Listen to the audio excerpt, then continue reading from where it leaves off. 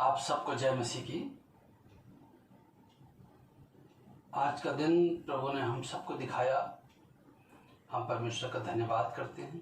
खुदा बाप के बहुत ही ज़्यादा शुक्रगुजार हैं कि प्रभु ने ये हमें सबको मौका दिया कि आज का दिन हम देखें। और कल हम सब लोगों ने मिलकर के आज़ादी का जश्न मनाया।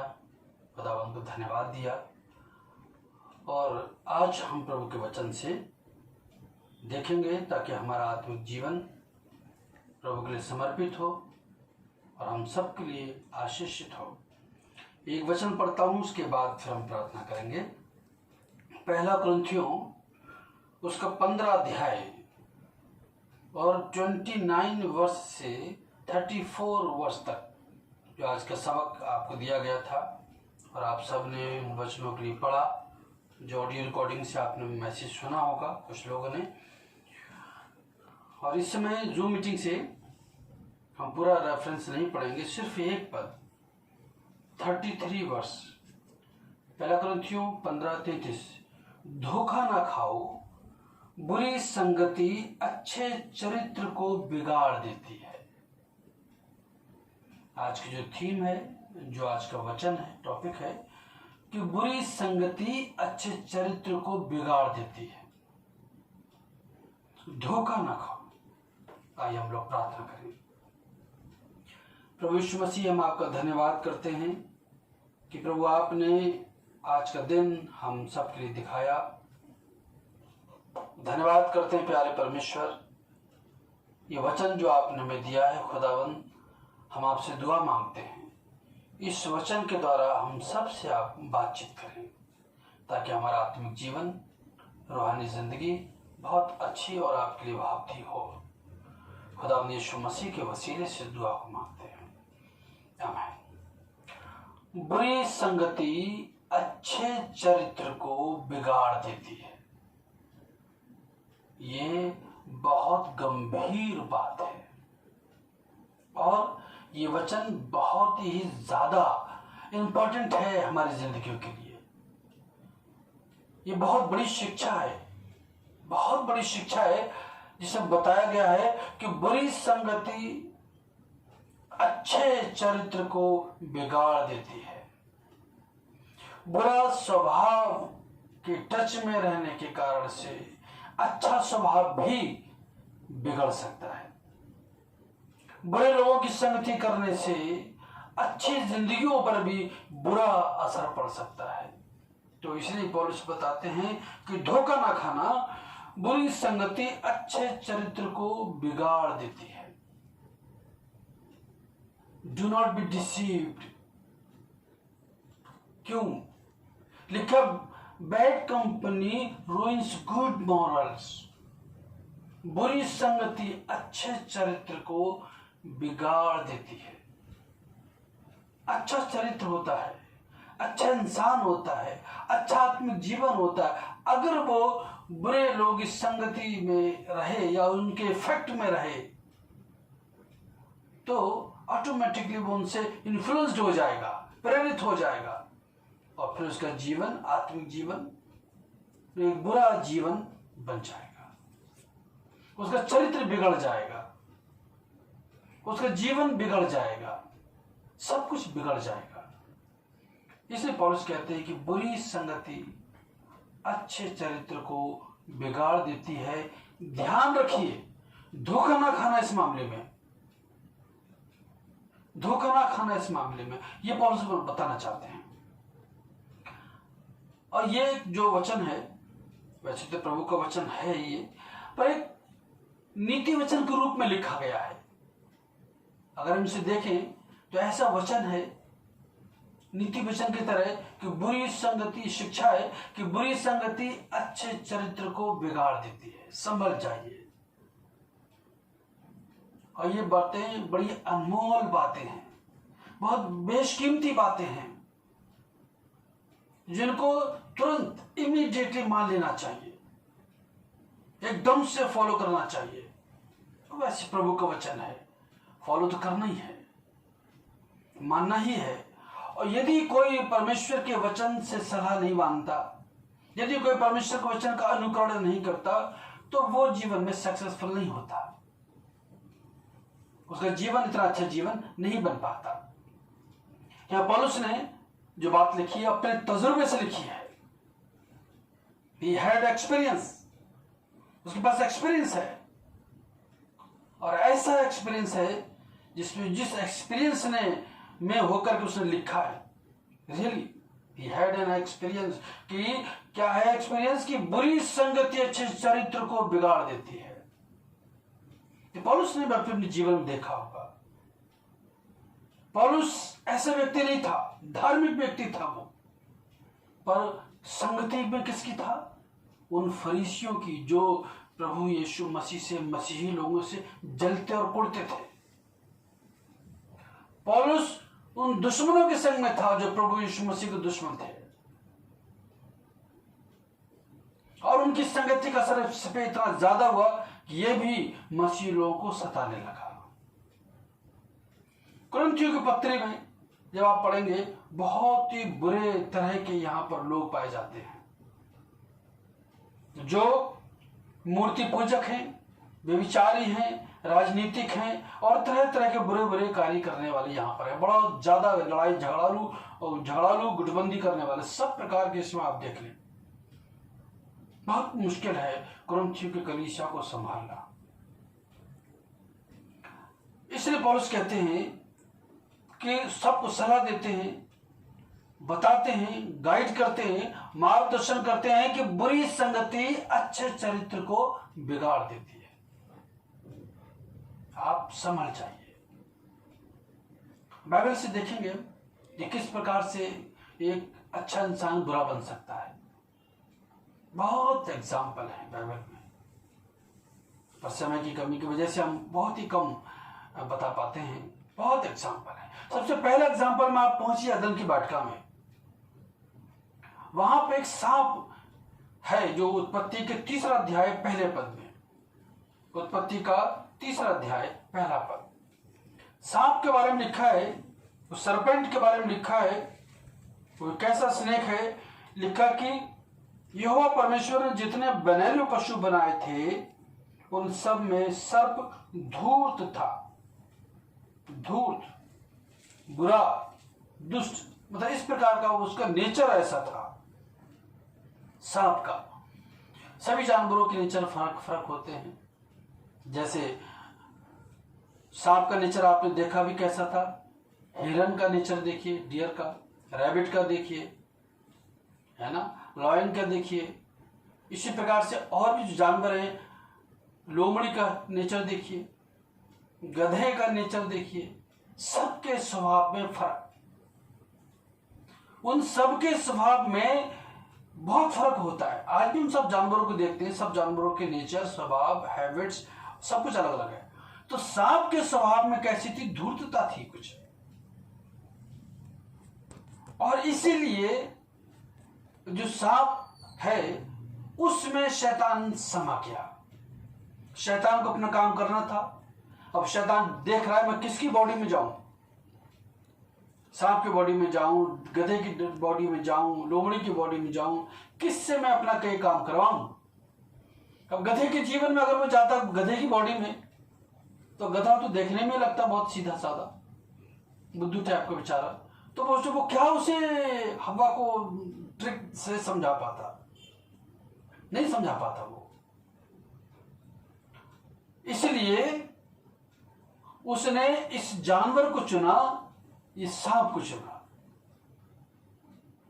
और सांप को जब चुना तो सांप ने हव्वा से दोस्ती कर ली। पहले आदम से भी दोस्ती की, आदम को भी समझाया, पर आदम उसके चक्कर में नहीं पड़ा।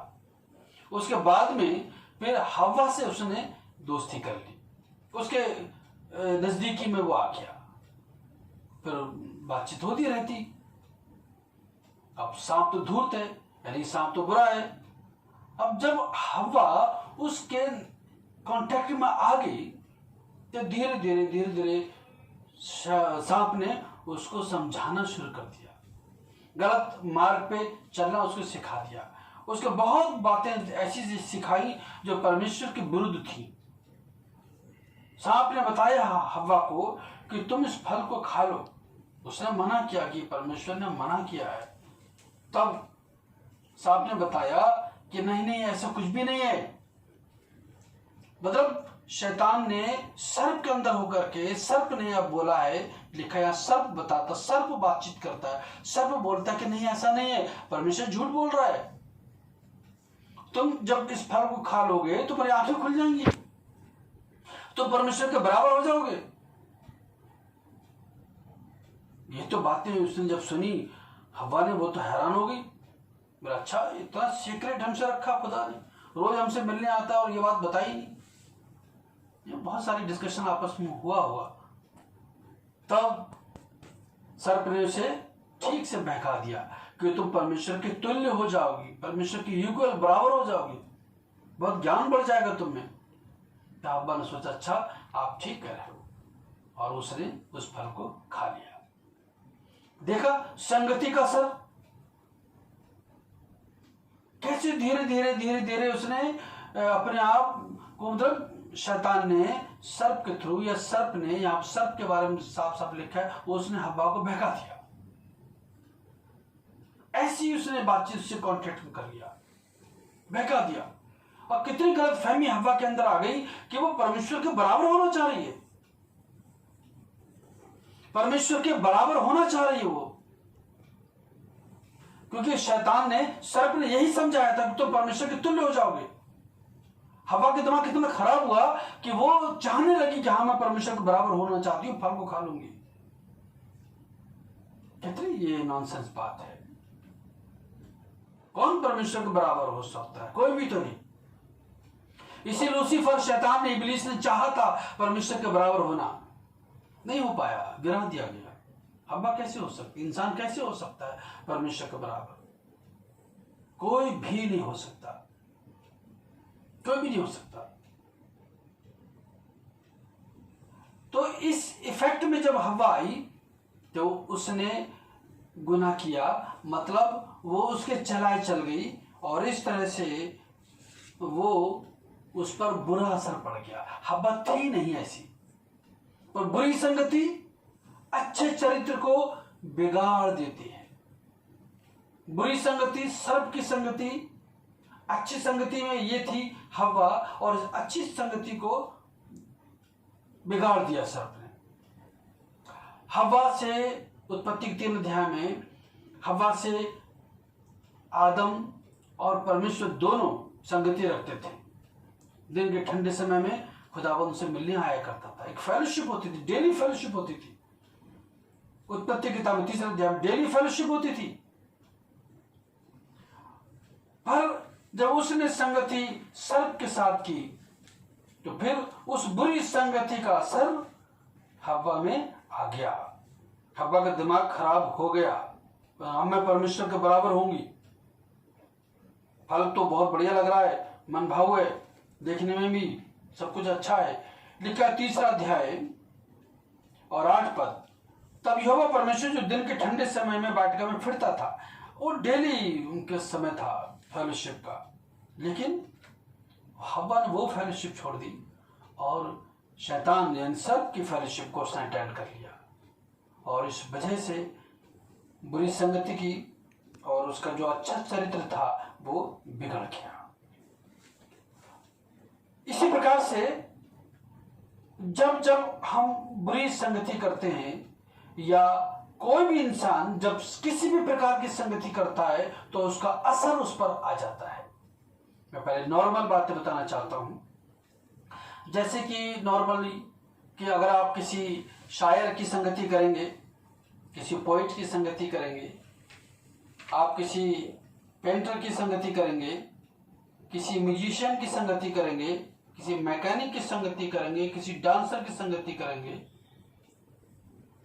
किसी की भी संगति करेंगे, जब आप लगातार उसके कांटेक्ट में रहेंगे, लगातार कांटेक्ट में रहेंगे, तो उसका जो नेचर है, उसका जो स्वभाव है, उसका जो स्टाइल है, उसका जो तरीका है काम करने का, बात करने का, शैली उसकी जीवन की, वो सारी चीजें का असर उस व्यक्ति में आ जाएगा जो व्यक्ति उनके कांटेक्ट में है।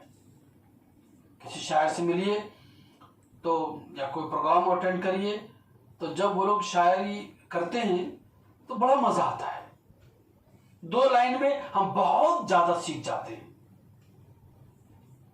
और उसके बाद ज्यादा कांटेक्ट में रहेंगे तो मन करेगा कि आप भी कोई ना कोई शायरी बोलें, शेर बोलें। कलेक्शन करने का आपके दिमाग में आ जाएगी बात। इसी प्रकार से किसी म्यूजिशियन के साथ संगति करें तो आपको भी लगेगा कि भाई मैं भी कीबोर्ड बजाना मुझे भी आ जाए, गिटार मुझे भी आ जाए, हारमोनियम मुझे भी आ जाए, वायलिन मुझे भी बजाना आ जाए। यानी जो इंस्ट्रूमेंट्स हैं, कैसे वो बांसुरी बजा रहा है मैं भी बजाना सीख लूं। बहुत सारी चीजों का उनके जो स्टाइल है या जो उनका नेचर है, वो सारी चीजें हमारे जीवन में फिर आने लगती है और हम उन चीजों को पसंद करने लगते हैं। कैसे वो हंसते हैं, ज्यादा किसी की संगति करें तो उनकी हंसी का स्टाइल आपको आ जाएगा। यदि किसी भी प्रकार के नेचर है तो वो चीजें हमारे जीवन में आ जाती। इसी प्रकार से ये साधारण बातें थी। इसी तरह से अगर आप किसी धर्मी इंसान की संगति करें जो बड़ा प्रार्थना वाला हो, बाइबल रीडिंग हो, वचन की सेवकाई हो, गीत गाने की सेवकाई हो, आत्मिक जीवन बहुत अच्छा हो, पवित्र आत्मा से भरा हुआ हो, जब आप ऐसे कोई संगति करेंगे तो आपके भी मन में ये बात आ जाएगी कि मैं भी प्रार्थना करूंगा, मैं भी प्रार्थना करूंगी। वो तो इतना ज्यादा प्रार्थना करता है, ये करती है 1 घंटा डेली, और मैं भी प्रार्थना। जब संगति में आप रहेंगे तो आप बाइबल पढ़ना शुरू कर देंगे, अच्छा लगेगा बाइबल पढ़ना, आपका इंटरेस्ट जाग जाएगा, प्रार्थना करने में आपको मन लगेगा, आपका भक्ति में बढ़ने में आपका मन लगेगा, क्योंकि आप अच्छी संगति में हैं, एक आत्मिक संगति में हैं। तो इस कारण से वो जो आत्मिक बातें हैं पर वो भी आपके जीवन में जमने लगेंगी, क्योंकि इफेक्ट आपका आता रहेगा, आप उनके इन्फ्लुएंस में आ जाएंगे बहुत कुछ। इसीलिए बहुत सारे लोग तो पास्टर बनने के लिए भी चले जाते हैं कि हम पास्टर बनेंगे। बहुत सारे लोग बड़ा प्रचार करने के लिए धुन में लगे रहते हैं। बहुत सारे लोग बड़ा प्रार्थना में जीवन बिताते हैं। सभी अच्छे कार्य हैं। इसी तरह से जब आप नॉर्मली और भक्ति के जीवन से हटके किसी बुरे इंसान की संगति करेंगे तो उस बुरे इंसान की संगति का भी असर आपके जीवन में आने लगेगा। जैसे कोई भी लड़का, कोई भी जन जब बुरी संगति करता है, जैसे सपोज कोई स्मोकर है, कोई ड्रंकर्ड है, शराब पीने वाला है, तंबाकू खाने वाला है या सिगरेट पीने वाला है, संगति करें आप उसके साथ, उन लड़कों के साथ संगति आप रखिए। आप शुरू में कहेंगे नहीं मैं नहीं पीता, मैं नहीं पीऊंगा, है, लेकिन वो दोस्तों के साथ संगति जो रख रहे हैं, ऐसे दोस्तों के साथ जो आपकी यारी है, ऐसे दोस्तों के साथ जो आपकी संगति है, फेलोशिप है, ऑटोमेटिकली उनका जो नेचर है, उनको जो इफेक्ट है वो आपके जीवन में आने लगेगा और आप भी सोचेंगे यार तो ठीक है। वो समझाएंगे, एकदम मार लो, एक बार पान खा लो, एक बार तंबाकू खा लो, एक बार यार छोटा पैक ले लो, एक पैक पी लो, मना करेंगे। पर धीरे धीरे संगति आपने छोड़ी नहीं तो धीरे धीरे वो सारी चीजें आप सीख जाएंगे। शुरू में 1 दम मारेंगे, बाद में 2 दम मारेंगे, बाद में पूरी सिगरेट पिएंगे, बाद में 2 पिएंगे, बाद में 4 पिएंगे, और इस तरह से अपने जीवन को बर्बाद कर लेंगे, अपनी जिंदगी को बर्बाद कर लेंगे, अपने शरीर को बर्बाद कर लेंगे, अपने दिमाग को बर्बाद कर लेंगे, आत्मिक जीवन से हाथ धोना पड़ जाएगा, खुदा से दूरी बना लेंगे। बुरी संगति का असर ऐसा होता जरूर। बहुत सारे लोग कहते हैं भाई नहीं हम तो बुरी संगति में भी निकल के आ जाएंगे, ये है वो, पर ये सब गलत है। नीति में लिखा है ऐसा कौन सा इंसान है जो अपने छाती पर आग रखे और ना जले। बहुत सारे लोग सोचते हैं कि नहीं हम पे असर नहीं होता है, होगा असर होगा। एक बार किसी से मेरी बातचीत हुई इन सब बातों पे, तो कह रहे भाई हम तो सूप की तरह हैं, अच्छी अच्छी चीजें हम लोग छांट लेते हैं और खराब खराब चीजों को निकाल देते हैं। सिनेमा की बातचीत चल रही थी। आजकल आप देखिए सिनेमा किस प्रकार के आ रहे हैं, कितने अनाप शनाप। इनसे लोग सीखेंगे क्या? आत्मिक जीवन बनेगा क्या इनसे? तो न्यूज में दिख जाता है, न्यूज में भी ऐसे उटपटांग सीन दिखा देते हैं और सिनेमा की नई सिनेमा को रिलीज हो रही है, वो तमाम बातें, वो जैसे कि न्यूज़ देखते हैं तो एक दो न्यूज़ लास्ट में उससे मनोरंजन की होती है, सिनेमा वगैरह की होती है। तो उनके जो पहनावा देखिए, उनका चाल चलन देखिए, उनका स्टाइल देखिए, कितना अनाप शनाप है। तो जब इंसान इन फिल्मों के कांटेक्ट में रहेगा, ऑटोमेटिकली वो असर भी उनके जीवन में आने लगेगा। इसीलिए कई क्रिकेटर्स आपने देखे होंगे, प्लेयर्स देखे होंगे और बहुत सारे खिलाड़ी आपने देखे होंगे, मैच देखिए तब पता चलेगा उनके सर के बाल सिर्फ यहाँ पर हैं ऐसे यूं, और यहाँ से पूरे गायब, जहां सर बने हुए, जैसे मुर्गे का जो केस होता नहीं है ऐसे। कानों में कुंडल, भौहें में, ओठों में, जाने कहा, बहुत ही बुरा। ये क्या है? सब बुरी संगति का असर है। शरीर पे सैकड़ों टैटू, बुरी संगति का असर है, बुरी सोच का असर है, फैशन का असर है, फिल्मों का असर है। पुरानी फिल्में तो फिर भी एक अलग बात है कि डिसेंट थी, लेकिन आजकल तो बहुत बुरा हाल है, नहीं देखना चाहिए। दाढ़ी, पूरी दाढ़ी लोग बना लेते हैं, यहां से जरा सी छोड़ देते हैं, है ना, बकरा की तरह, जैसे बकरे की दाढ़ी होती है ना। मतलब ये सब उनका दिमाग खराब हो गया है, संसारिक टर्म में आ रही है, परेशानी की बात है। टी शर्ट पहन ली है, शर्ट भी पहन ली, शर्ट के बटन सारे खुले हुए,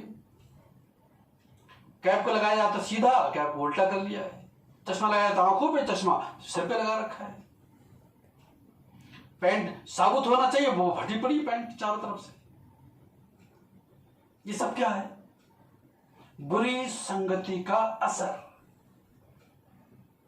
बुरी संगति का असर है ये। इनके संगति में रह करके इंसान फिर वैसा ही फिर बनने भी लगता है, और जैसे बुरी संगति का असर जीवन में आने लगता है, उसके बाद फिर इंसान और ज्यादा खराब होने लगता है।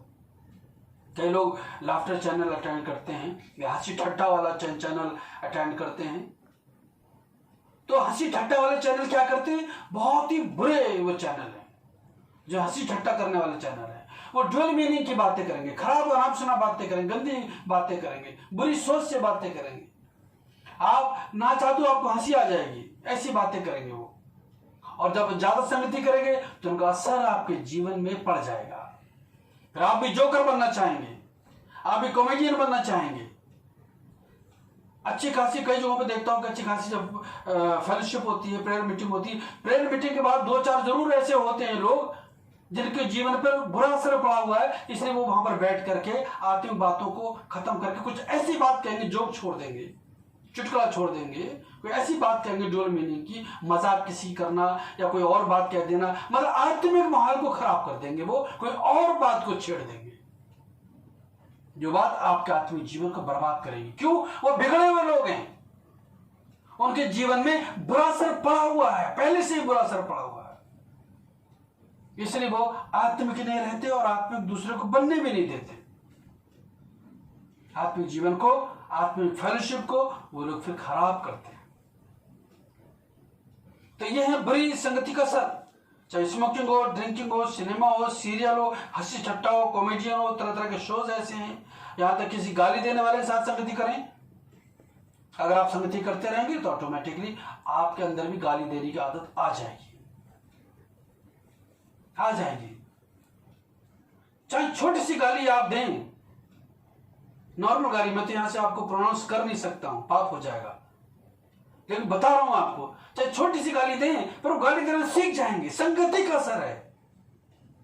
और जो बुरे लोग गाली देने वाले, जब तक वो गाली दे नहीं लेंगे वो सोचते हैं हमारी बात में वजन नहीं है, मूर्खता। जब ऐसे लोग संगति करेंगे तो फिर आप भी कोई ना कोई सेंटेंस में गाली देना फिट कर देंगे, आपको भी फिर मजा नहीं आएगा। जब तक कि गाली आप दे ना लें मजा नहीं आएगा, आपको अपनी बात हल्की से लगेगी, गाली दे के आप सोचेंगे हाँ आप मेरी बात में वजन आया है, ये मूर्खता है। ऐसे लोग जब संगति करते हैं आप उनको टोक दें, आप उनको बता दें, आप उनको डांट दें, ताकि इन फ्यूचर आपके सामने गाली से बात ना करें, आपके सामने कुछ इस प्रकार बेहुदा हरकत ना करें। बुरा लग सकता है लोगों को, कोई बात नहीं, प्रभु को अच्छा लगना चाहिए। आप बुराई में एडजस्ट मत होइए, बुरे लोगों में एडजस्ट मत होइए। ये वचन बताता है हमारे लिए। यही भजन संहिता पहले अध्याय में क्या लिखा है कि धन्य है वो इंसान जो दुष्टों की युक्तियों पर नहीं चलता, न पापियों के मार्ग में खड़ा होता है, और न ठट्ठा करने वालों की मंडली में बैठता है। ठट्ठा करने वालों मंडली में नहीं बैठता। ये सारी बातें बाइबल में लिखी हैं। धन्य है ऐसे लोग जो ऐसी संगति नहीं करते। अवॉइड करें, आप जितना हो सके आप बुरी संगति को अवॉइड करें। जितना हो सके ऐसे प्रोग्राम, ऐसे फंक्शंस आप अटेंड ना करें, अवॉइड करें जहां पर आपका आत्मिक जीवन कुछ भी अच्छा नहीं होता, जहां पर प्रभु को भी कुछ पसंद नहीं आता। ऐसा माहौल अटेंड ना करें आप, जहां खुदा को जरा सी महिमा ना मिले, जहां प्रभु के जीवन वो प्रभु के अपने जीवन में प्रभु को महिमा ना दे पाए। प्रभु भी सोचे यार मेरा बेटा या मेरी बेटी कहां चली गई, कहां फंस गया। अवॉइड करें इफ पॉसिबल, अगर मुमकिन है तो आप अवॉइड करें ऐसी संगति, ऐसे फंक्शंस, ऐसे एरिया, ऐसी चीजें। जहां कोई बहुत मजबूरी है तो अपने आप को संभाल कर वहां पर ले जाएं, प्रभु का उपस्थिति रखें और वापस आए। यदि हो सके आप अवॉइड करें। जरूरी बात, बहुत कुछ जिंदगी में त्याग करना पड़ेगा आपको। अगर त्याग आपने नहीं किया, आप कभी जिंदगी में आत्मिक जीवन में आगे नहीं बढ़ सकते हैं। त्याग करके ही आप आत्मिक बन सकते हैं। त्याग नहीं किया, संसार में मिक्सअप रहे, बुरी संगति में मिक्स रहे, तो कोई आत्मिक जीवन नहीं। फिर इंसान सोचता है नहीं हम तो ठीक है, ऐसा कुछ भी नहीं है। अगर आप एक गिलास दूध लें, उस दूध को आप पीने से पहले उसमें आप बॉर्नविटा डाल लें, कोई भी चॉकलेट पाउडर डाल लें, फिर उसको पिए, और आप ये कहें कि मैं दूध तो पी रहा हूं पर उसमें जो चॉकलेट है वो मुझ पर असर नहीं करेगी। क्या ऐसा पॉसिबल है? ऐसा पॉसिबल नहीं है। बुरी संगति का असर पड़ता है। भला यह हो कि बुरी संगति को हम अटेंड ही ना करें, बुरे लोगों की बातों को अटेंड ना करें। कभी कभी बहुत मजबूरी है कि बुरे लोग हमारे संपर्क में रहते हैं। हमारे परिवार के लोग हो सकते हैं, हमारे रिश्तेदार हो सकते हैं, हमारी कलीसिया के लोग हो सकते हैं, हमारे जहां ड्यूटी करते हैं वहां पे लोग हो सकते हैं, पास पड़ोसी हो सकते हैं, समाज में कोई भी हो सकता है जिनसे हमारा संपर्क रहता है या हो सकता है। पर वो संपर्क आपका लिमिटेड हो। यदि कोई व्यक्ति गलत बात बोलता है, गलत बात हरकत करता है, उसको उसी समय इमीडिएटली आप टोक दें, that's wrong, I don't like. शुरू में थोड़ा सा बुरा लगेगा, बाद में ठीक हो जाएगा और आपको हेजिटेशन होगी, लेकिन आप हेजिटेट ना हो, आपको बोलना पड़ेगा। ये बात बहुत ज्यादा जरूरी है। एक बार की बात है कि किसी जगह सेमिनार चल रहा था नैनीताल में, हम वहां पे थे नैनीताल के अंदर, और एक सज्जन थे। अब क्या उनका नाम बताऊं, क्या उनका टाइटल बताऊं, मैं नहीं बताना चाहता, बरेली कॉन्फ्रेंस की बात है ये, पर सिर्फ इतना बताना चाहता हूं कि वो आचरण पर, अच्छे आचरण पर लेक्चर दे रहे थे, सेमिनार ले रहे थे, सही अच्छा आचरण, और बीच बीच में वो तंबाकू थूकने जाते थे। एज में कभी 60 साल के ऊपर, लगभग 60 साल। बहुत देर से मैं उनकी हरकत सुन रहा, देख रहा, हरकत सुन रहा, देख रहा। तो फिर बाद में समय आया कि भाई फीडबैक बताइए, कैसा लगा सेमिनार, कैसा लगा प्रोग्राम। मुझसे रहा नहीं गया। ये सन 2002 की बात, 3 की बात है, सन 2003 की बात है। मुझसे रहा नहीं गया, मैंने क्या बताइए, आप सही अच्छा आचरण के बारे में प्रचार कर रहे हैं, पर खुद तो आप गुटखा खा रहे हो, खुद तो आप तंबाकू खा रहे हो, बार बार थूकने जा रहे हो, और यहां आके फिर एकदम से फिर खड़े हो जाते हो और आकर के आप बोल रहे हो। अरे उसी समय तो बड़ा हंगामा हो गया, जब मैंने कह दिया, क्योंकि मैं तो बड़ा जूनियर पास्टर, वो बड़े महान। फिर तो वहां जितने भी लोग बैठे थे चारों तरफ मतलब हंगामा सा हो गया, मुझे घेर लिया। कुछ मेरे फेवर में, मतलब मोस्टली मेरे फेवर में थे, कुछ मुझे समझाएं, कुछ बचाएं, कुछ ये करें वो करें, बहुत झगड़ा फसाद सा हो गया, मुझे कहना पड़ा। और जो वहां के बोर्ड ऑफ मिनिस्ट्री चेयरमैन थे, उन्होंने मेरी पीठ को थपथपाया, बोले कोई बात नहीं समझे, तुमने जो कुछ कहा फिलहाल अच्छा कहा। मैंने कहा सर ये क्या सिखा रहे हैं? सही आचरण, अच्छा आचरण होना चाहिए। खुद मुंह में तंबाकू चबा रहे हैं, थूक रहे हैं, और आचरण के बारे में बात कर रहे हैं। I don't accept. कुछ नहीं, खैर मेरे फेवर में उस समय पर प्रभु की दया थी, बहुत लोग थे और अंडरस्टैंड कर रहे थे कि अभी ये नया प्रभु के वचन को ये बांट रहे हैं, समझा रहे हैं मेरे लिए कि आया हूं मैं अभी सेमिनरी से, 2002 में पास की थी मैंने सेमिनरी। तो इस प्रकार से मुझे बोलना पड़ा, कहना पड़ा, बहुत मुश्किल था, कहना पड़ा। कई जगहों पर, कई चर्चेस में मैंने, जहां पर कई कुछ बातें कहना बहुत मुश्किल होता है, मैंने वो बातें भी कही हैं, वो बातें भी मैंने कही हैं। कहना पड़ेगा आपको, थोड़ा पेन लेना पड़ेगा आपको अपने आत्मिक जीवन के लिए, इससे कि आपके अंदर भी सुधार आएगा और आप दूसरों में भी सुधार ला सकते हो। फिर बाकी जो सेमिनार वाले आए थे वो सब डर गए, वो सोच ले हाँ भैया यहाँ पर ऐसे ऐसे लोग बैठे हैं, समझदारी के साथ बातचीत करें। मैं कोई हंसी ठट्टा पसंद नहीं करता। ऐसे जब मैं यूथ डायरेक्टर था दिल्ली में भी और बरेली कॉन्फ्रेंस में भी, तो भी किसी लड़के को मैंने फिल्मी अंताक्षरी नहीं करने दी। बस में बैठ के जा रहे हैं, ट्रेन में बैठ के जा रहे हैं, कोई फिल्मी गाना नहीं, कभी नहीं होने दिया, कभी नहीं होने दिया। बाकी लोगों ने पिक्चरें दिखाई, मैंने ऐतराज किया, लोगों से मेरी नहीं बनी, आज भी नहीं बनती बहुत लोगों से। लेकिन मैं बताना चाहता हूं परमेश्वर के वचन के अनुसार वो सब बुरी संगति है, और बुरी संगति का असर बुरा पड़ता है, बुरा होता है। आप इस बात को समझ लीजिए, आप इस बात को जान लीजिए, हर हालत में जान लीजिए। आप देखिए, संसार में देखिए, बुरी संगति का असर जिन लोगों पर है, जो लोग बुरे लोग हैं, उनका जीवन क्या है, क्या जीवन है। लोग सुसाइड कर रहे हैं, पैसे से प्यार कर रहे हैं, लोग इंसान को इंसान नहीं समझ रहे हैं, स्वार्थ को पूरा कर रहे हैं। बुरी संगति का असर है, बुरी सोच का असर है। समाज में देखिए, संसार में देखिए, समाज में देखिए, रिश्तेदारों में देखिए, भाई बहनों में देखिए, कलीसियाओं में देखिए, आसपास देखिए, कहीं कोई ऐसा है जिनमें बुरी संगति का असर है। और उसके बाद मतलब अपने आप को भी देखिए कि आप पर तो कोई बुरी संगति का असर तो नहीं है। क्या आप क्रोधी हैं? क्या आप गाली देने वाले हैं? क्या आप झूठ बोलने वाले हैं? क्या आप चोरी करने वाले हैं? मतलब बहुत तरह के गुनाह हैं जिंदगी के, बहुत तरह के गुनाह हैं। वो बुरी संगति का असर आपके जीवन में, हमारे जीवन में नहीं आना चाहिए। अगर बुरी संगति का असर रहता है तो उसका अंजाम भी बुरा होता है, अंजाम बुरा होता है। इसलिए बुरी संगति से अपने आप को बचाए रखिए।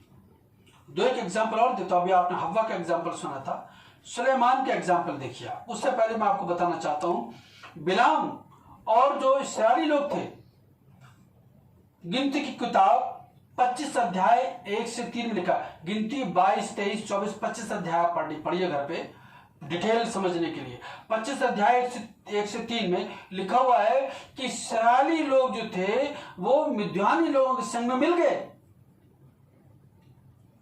उन लड़कियों ने, उन लोगों ने उनको इनवाइट किया इस्राएली लोगों को कि हमारे फंक्शन में आप आइए, और वो लोग चले गए। फिर उन्होंने अपने देवी देवताओं की पूजा के लिए यज्ञ किया, फंक्शन मनाया, सेलिब्रेट किया, और फिर धीरे धीरे वो इस्राएली लोग, यहोवा परमेश्वर के मानने वाले लोग उनमें मिक्स हो गए। फिर वो गुनाह करने लगे, तरह तरह के गुनाह। फिर परमेश्वर क्रोध उन पर भड़का। गिनती 25 अध्याय में ये सारी घटना लिखी हुई है। एक और घटना गंभीर बताना चाहता हूं सुलेमान के बारे में। सुलेमान के बारे में आप क्या जानते हैं कि वो बहुत अच्छा प्रभु के दास, बहुत बुद्धिमान, बहुत धनवान, राइट, करेक्ट। जब प्रभु ने उसे दर्शन दिया, 2 बार दर्शन बड़ा जबरदस्त दिया, और दर्शन में प्रभु ने उससे बातचीत की और वो समझ गया कि यहोवा परमेश्वर ही सब कुछ है। पहले मैं ये बताना चाहता हूं कि सुलेमान ने क्या कहा, उसके बाद फिर मैं नेक्स्ट बताऊंगा एक नई चीज सुलेमान के बारे में। पहला राजा 8 अध्याय में आ जाइए आप, 1 किंग चैप्टर 8।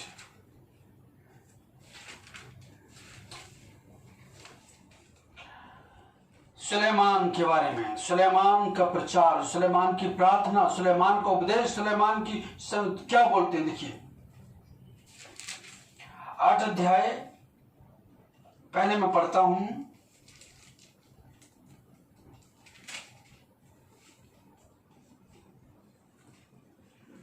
बाईस और 23 पद ध्यान से सुनिए सुलेमान के बारे में। पहला राजा 8 अध्याय 22 और 23 पद। तब सुलेमान इस्राएल की पूरी सभा के देखते यहोवा की वेदी के सामने खड़ा हुआ और अपने हाथ स्वर्ग की ओर फैलाकर कहा, हे यहोवा, हे इस्राएल के परमेश्वर, तेरे समान ना तो ऊपर स्वर्ग में और ना नीचे मनुष्यों में कोई ईश्वर है।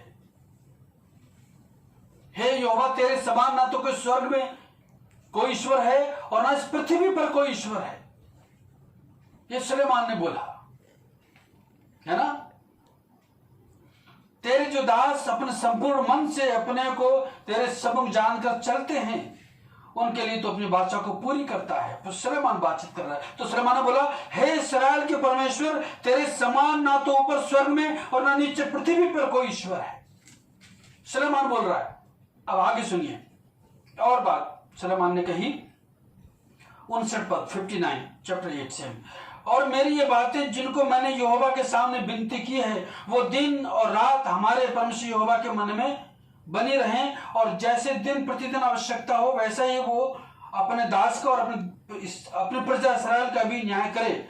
और इससे पृथ्वी की सब जातियां ये मान लें, और इससे पृथ्वी की सब जातियां ये मान लें कि यहोवा ही परमेश्वर है और दूसरा कोई नहीं है। यहोवा ही परमेश्वर है, दूसरा कोई परमेश्वर नहीं है। सारी जातियां मान लें, ये सुलेमान ने बोला, तो तुम्हारा मन हमारे परमेश्वर यहोवा की ओर ऐसी पूरी रीति से लगा रहे कि आज के समान उसकी विधियों पर चलते और आज्ञाएं मानते रहें। ये सुलेमान ने बोला। लेकिन उसके बाद जब सुलेमान वो काम करने लगा जो परमेश्वर ने मना किया था, परमेश्वर ने मना किया था, परमेश्वर ने कहा था उसको,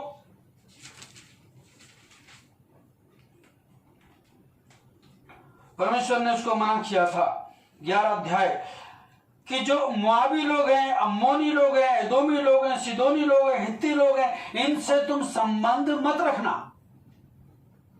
मुआबी वो लूत से जो बेटी उससे जो पैदा हुई ना, कितने खराब मुआबी, अम्मोनी और सिदोनी, हित्ती, एदोमी, इन सब लोगों से संबंध मत रखना।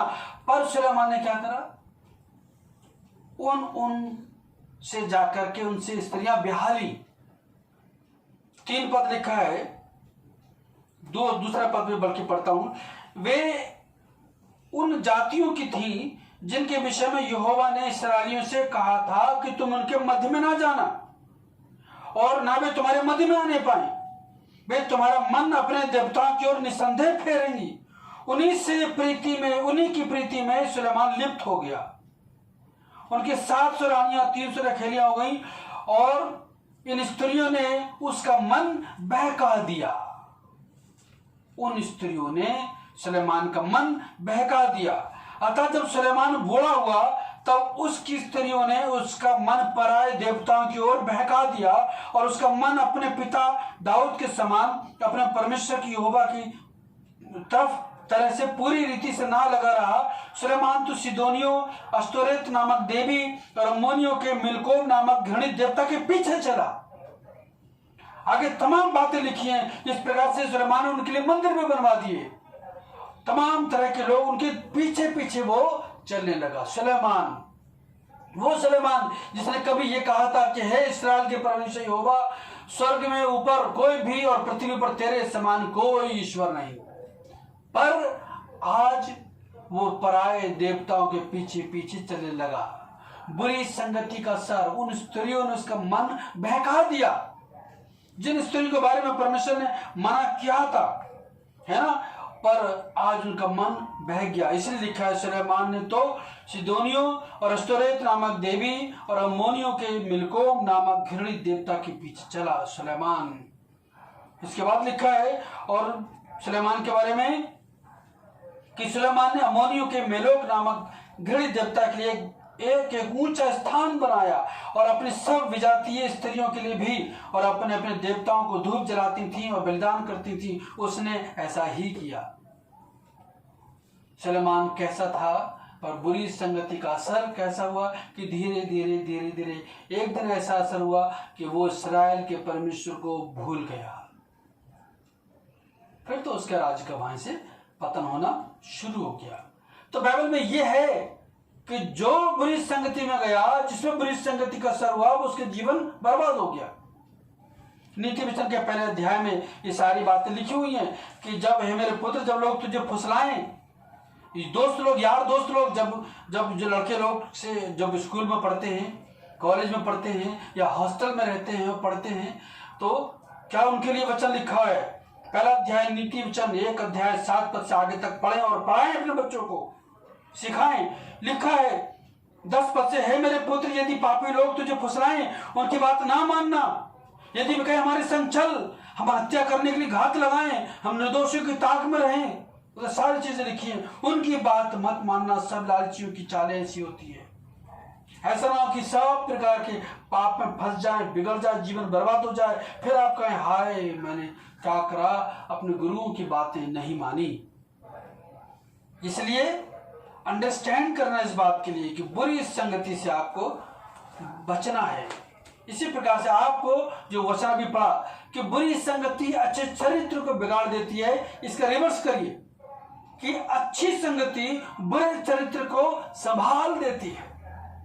बुरी संगति अच्छे चरित्र को बिगाड़ देती है, अच्छी संगति बुरे चरित्र को संभाल सकती है। तो आप अच्छी से अच्छी संगति करें, अपने बच्चों के लिए अच्छी से अच्छी संगति दें। जब अच्छी संगति आप करेंगे तो सच में आप महान इंसान बनेंगे। उत्पत्ति के 3 अध्याय में आदम से हव्वा से परमेश्वर अच्छी संगति करता था। मूसा के साथ संगति करता था यहोशू, और खुदा ने यहोशू के पहले अध्याय में लिखवाया है पहले पद में कि जिस प्रकार से मैं मूसा के संग रहा, इसी तरह से मैं तेरे संग रहूंगा। मूसा की तरह ही यहोशू भी बिल्कुल अच्छा विश्वासी बनने लगा। यहां तक कि जब नैनी में आते हैं तो प्रभु यीशु मसीह के चेले भी प्रभु यीशु मसीह के समान दिखते थे। संगति का असर था। जब यीशु मसीह को पकड़वाने की बात आई तो यहूदा इस्करियोती ने फरीसियों के लिए, सिपाहियों के लिए पहचान दी कि ऐसे तो तुम पहचान नहीं पाओगे यीशु मसीह को। क्यों? यीशु मसीह और उसके चेले सब एक जैसे लगते थे, एक जैसे दिखते थे। इसलिए यहूदा ने कहा कि मैं जिस इंसान को किस करूं, चूमूं, प्यार करूं, समझ लेना वो है मसीह। ये उसने पहचान दी थी, वरना वो लोग नहीं पहचान पाते। तब जब यीशु मसीह पास आया तो थोमा ने उसे किस किया, प्यार किया, चूमा, पहचान बता दी थी पहले ही। तब उन्होंने यीशु मसीह को पकड़ा। यीशु मसीह के संग में वो रहते थे, इसलिए उनके जैसे लगने लगे। एक और घटना कि जब प्रभु यीशु मसीह पकड़ गए, जेल में ले गए, पतरस पीछे पीछे था। एक जगह पे अलाव थी, ताप रहे थे अंगीठी में, कुछ भी समझ लिया, आग जला के ताप रहे थे। तो पतरस भी तापने लगा उन लोगों में। तो किसी स्त्री ने कहा, अरे ये भी तो यीशु मसीह संग रहा। तो पतरस ने मना किया। फिर दोबारा फिर उसने कहा, फिर उसने मना किया। तीसरी बार में लोगों ने भी कहा कि तू सच में है तो मसीह के संग में रहने वाला। कैसे पता चला? ये मत्ती के 26 अध्याय में 72-73 पद में लिखा है कि तेरी बोली तेरा भेद खोल देती है। पतरस की बोली ऐसी हो गई कि जैसे यीशु मसीह बोलते थे वैसे ही पतरस बोलने लगा। जो यीशु मसीह के बोलने का स्टाइल था, जो यीशु मसीह की भाषा शैली थी, जो उनका लहजा था, उसमें भी पतरस भी बोला करता था। संगति का असर, तो लोगों ने पहचान लिया ये तो यीशु मसीह की तरह बोल रहा है, यीशु मसीह की तरह बोल रहा है। मतलब कहने का ये कि संगति का असर कैसा होता है। तो जब आप अच्छी संगति करेंगे तो अच्छी संगति का असर आपके जीवन में होगा।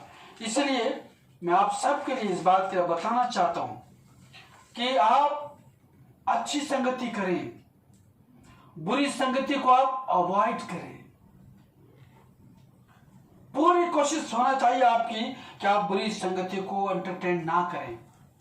ऐसे चैनल, टीवी में ऐसे चैनल ना देखें जो आपके आत्मिक जीवन को दूषित करते हैं। सीरियल ना देखें जो आपके आत्मिक जीवन को दूषित करते हो और आपको बिगाड़ देते हो और आपका टाइम बर्बाद करते हो। ऐसे लोगों के साथ संगति ना करें, चाहे वो समाज के हों, चाहे वो रिश्तेदारों में हो, चाहे वो कलीसिया में हो, कि जो आपके आत्मिक जीवन को बुरा करते हो, आपके आत्मिक जीवन को बिगाड़ते हो, आपके जीवन में जहर घोलते हो, आपके जीवन में बुराई डालते हो, आपके जीवन में कड़वापन डालते हो दूसरे के लिए। ऐसे लोगों की संगति आप ना करें। वो जो संगति वाले हैं, जो संगति आपको देते हैं, वो तो पहले से बिगड़े हुए लोग हैं। पर आप जब मसीह जीवन में आ गए हैं, मसीह जीवन को आपने समझ लिया है, तो आप बदल जाएं। बपतिस्मा क्या है, कन्फर्मेशन क्या है, मसीह भक्ति क्या है, समझ लें इस बात के लिए। यूहन्ना बपतिस्मा दाता के समय बहुत सारे लोग आ गए, यहूदी लोग बपतिस्म लेने के लिए। उनके जीवन में कोई बदलाव नहीं था, बपतिस्मा लेना चाहते थे। बपतिस्मा उन्हें लेना चाहिए जिनके जीवन में बदलाव है, जिन्होंने यीशु मसीह को ग्रहण कर लिया है, जिनका जीवन बदल रहा है। यूहन्ना बपतिस्मा दाता उनको डांट दिया, कहा हे सांप के बच्चों, तुम्हें किसने जता दिया कि आने वाले क्रोध से भागो, जाओ पहले मन फिराओ के योग फल लेकर के आओ। समझे बैप्टिज्म के लिए, बैप्टिज्म से पहले जो लाइफ आपकी थी, बैप्टिज्म के बाद भी वो लाइफ आपकी है, तो क्या फायदा हुआ। मसीह जीवन से पहले जो आपकी लाइफ थी, मसीह जीवन में आने के बाद भी वही लाइफ आपकी, तो क्या फायदा हुआ। मसीह को अपनाए हुए हैं पर मसीह की बातों को तो नहीं अपनाए हुए हैं। अंडरस्टैंड करें कि बुरी संगति अच्छे चरित्र को बिगाड़ देती है। जिन जिन लोगों ने बुरी संगति करी, उनके जीवन आज बिगड़ा हुआ है। उनके जीवन में परेशानियां, घरों में परेशानियां उनके जीवन में। क्यों? क्योंकि उन्होंने बुरी संगति की है। बुरी संगति का असर उनके जीवन में रहता है। इसीलिए बहुत जल्दी जल्दी लोगों में डिवोर्स हो जाते हैं, पति पत्नी अलग अलग रहने लगते हैं, बड़ी समस्या उनके जीवन में बिखर जाती है, बहुत बुरा हाल होता है। क्यों? उनके जीवन में बुरी संगति है। वो प्रभु के वचन को नहीं मान पाते, प्रभु वचन को, अपने आप को प्रभु वचन के अनुसार नहीं ढालते, इसलिए उनके जीवन में बुराई भर गई है। प्रभु के वचन को माने, ये जरूरी है, मैंडेटरी है। प्रभु वचन को समझें, प्रभु वचन का मेडिटेशन करें। जितने भी स्टूडेंट्स हैं वो जबरदस्त अच्छी ढंग से पढ़ाई करें, ट्रेनिंग करें। हॉस्टल में रहने वाले सावधान रहें, ड्यूटी करने वाले भी अलर्ट रहें। हर तरफ आपको हर जमाने में, हर जगह, हर समय, हर उम्र में आपको बुरी संगति के लोग मिल जाएंगे। हर उम्र में आपको बुरी संगति के लोग मिल जाएंगे, हर जमाने में आपको बुरी संगति के लोग मिल जाएंगे, हर क्षेत्र में आपको बुरी संगति के लोग मिल जाएंगे। हर जगह आपको शैतान बहका सकता है। इसलिए वचन बताता है कि बुरी संगति अच्छे चरित्र को बिगाड़ देती है। और उसमें लिखा है, ये सेंटेंस से पहले, कि धोखा ना खाना। अपने आप को बहुत होशियार नहीं समझना, बहुत काबिल नहीं समझना, डरना, प्रभु के वचन में डरना, प्रभु के वचन में सीखना। कोई अरे मुझे पता नहीं, कुछ नहीं पता, जिस दिन पता हो जाएगा, परमेश्वर का डर आप मानने लगेंगे, वही बोलेंगे जो परमेश्वर के वचन के मुताबिक है। डरेंगे बुरा कहते हुए, डरेंगे निंदा करते हुए, डरेंगे दोष लगाते हुए, डरेंगे गाली देते हुए, डरेंगे बुरा कार्य करते हुए। परमेश्वर का वचन आपके जीवन में आ जाएगा। इसलिए आप बाइबल को पढ़ें, read the Bible, continue, regular, spend your time in prayer. प्रभु के वचन को पढ़ें, गीतों को गाएं, प्रार्थना करें, वचन के साथ संगति करें। अपनों से आत्मिक लोगों से ज्यादा, जो आपसे जो ज्यादा आत्मिक लोग हैं उनकी संगति करें। आपसे जो ज्यादा समझदार हैं उनकी संगति करें। आपसे जो ज्यादा बड़े हैं उनकी संगति करें। आपको शिक्षा प्राप्त होगी, आपके जीवन में परिवर्तन आएगा। नीति में लिखा है कि तू बुद्धिमानों की संगति कर तो तू भी बुद्धिमान हो जाएगा, मूर्खों का संगी नाश हो जाएगा। तो जिस प्रकार की संगति आप करेंगे उस प्रकार का असर आपके जीवन में हो जाएगा। आपके बहुत सारे तजुर्बे हो सकते हैं, मेरे पास बहुत सारे एक्सपीरियंस हैं, पर यहां समय नहीं कि मैं अपनी गवाही दूं, समय नहीं कि तरह तरह की घटनाएं मैं आपको बताता चला जाऊं, पर आप खुद भी जानते हैं, अंडरस्टैंड करते हैं। बस हमें अप्लाई करने की जरूरत है कि बुरी संगति अच्छे चरित्र को बिगाड़ देती है। इस बात को याद रखें। इसीलिए कलीसिया में भी, जो प्रकाश की कलीसिया है, 7 कलीसिया हैं, उन्हें प्रभु ने उनकी कमियों को बताया है। बहुत सारे लोग तरह तरह की शिक्षाओं को मानने लगे हैं, उसमें लिखा हुआ है, पढ़ेंगे तो आपको पता चलेगा। हर कलीसिया में से वो चाहता है कि ये बुराई इस कलीसिया में ना रहे। हर इंसान में चाहता है कि ये बुराई इंसान के अंदर ना रहे। वो हर एक इंसान को बेदाग बनाना चाहता है, निष्कलंक बनाना चाहता है, बेझुर्री बनाना चाहता है, पवित्र बनाना चाहता है, सीधा इंसान बनाना चाहता है। प्रभु करे कि हम सब लोग बुरी बातों से, बुरी संगति से बचें, अच्छी बातें हमारे जीवन में रहें, अच्छी संगति की बातें रहें, प्रभु का वचन हमारे जीवन में रहे। फिर हम एक दूसरे को तसल्ली दे सकते हैं, एक दूसरे की सहायता कर सकते हैं, एक दूसरे से प्यार कर सकते हैं, एक दूसरे के लिए मददगार साबित हो सकते हैं, एक दूसरे के जीवन में खुशियां ला सकते हैं। पर अगर बुरी संगति का असर है तो बुराई के रास्ते पे चलेंगे, बुराई करेंगे, बुराई सोचेंगे, बुरी शिक्षा देंगे। इसलिए बाइबल के अनुसार धन्य है वो इंसान जो दुष्टों की युक्तियों पर नहीं चलता, दुष्टों के प्लानिंग पे नहीं चलता, ठट्टा करने वालों संग में नहीं बैठता, पापियों के मार्ग में खड़ा भी नहीं होता। ऐसी फेलोशिप नहीं। बहुत पहले की बात है, बहुत पहले, अगर जब कभी मैं एक सिनेमा देखने के लिए गया, थिएटर में बैठा, उस समय मसीह जीवन में इतना वो नहीं था, मैं, बहुत पुरानी बात है।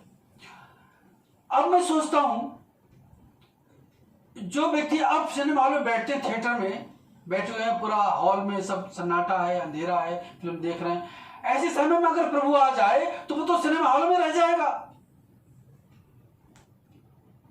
भूकंप आ जाए, सिनेमा हॉल एकदम से दब जाए, कुछ गड़बड़ हो जाए, गया वो काम से। वो ऐसी जगह है जहां से निकल ही नहीं सकता, प्रभु के पास आ ही नहीं सकता, ऐसी संगति में है। डरिए आप, परमेश्वर के वचन के अनुसार अच्छी संगति में रहें, बुरी संगति को ज्वाइन ना करें, आपका जीवन बर्बाद हो जाएगा। बहुतों के जीवन बर्बाद होगी, इसलिए उनके जीवन में कभी सुधार नहीं आया। बुरी संगति का असर में अगर यदि कोई है तो बुढ़ापे तक भी उनके जीवन में बुराई रह सकती है, बुराई रह सकती है। इसलिए अलर्ट हो जाइए। आपके जीवन में बुरी संगति नहीं होना चाहिए। इसलिए प्रभु वचन में लिखा है कि धोखा ना खाओ, धोखा ना खाना। बुरी संगति अच्छे चरित्र को, एक अच्छे मसीही इंसान को, अच्छे जीवन को बिगाड़ सकती है, बुरा कर सकती है, परमेश्वर से वो अलग कर सकती है। अच्छी संगति में रहिए, बुरी संगति से अलर्ट रहिए। प्रभु आप सबके लिए बहुत आशीष दे। हम लोग प्रार्थना में जाएंगे। प्रेमी विश्वासी स्वर्गीय पिता, हम धन्यवाद देते हैं खुदावन कि आपने आज का दिन हम सबकी जिंदगी में दिखाया और प्रभु आपने हमें चिताया, फिर से हमें रिमाइंड कराया, हमें एहसास दिलाया, हमें आपने डांटा, आपने हमें हमारे जीवन में करेक्शन की है। आज के वचन में आपने काटा छाटा है कि हम बुरी संगति में ना रहें, बुरी संगति का असर हम में ना रहे, अच्छी संगति करें। ये खुदावन जितने भी लोगों ने आपके वचन को सुना है, सुन रहे हैं, सुनेंगे, खुदावन प्रार्थना हमारी है उन सब के लिए अच्छी संगति में रखें। हर एक इंसान, हर एक जवान, हर एक भाई, हर एक बहन, हर एक बुजुर्ग, हर एक बच्चा बुरी संगति से दूर रहे, आपकी संगति में आ जाए। देखिए, आपकी संगति में पवित्रता है, आपकी संगति में शुद्धता है, आपकी संगति में सच्चाई है।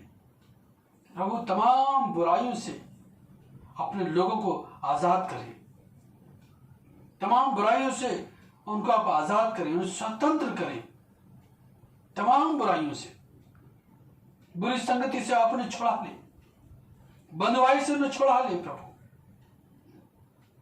शैतान की गुलामी से छुड़ा लें, अपनी संगति में उन्हें रखें।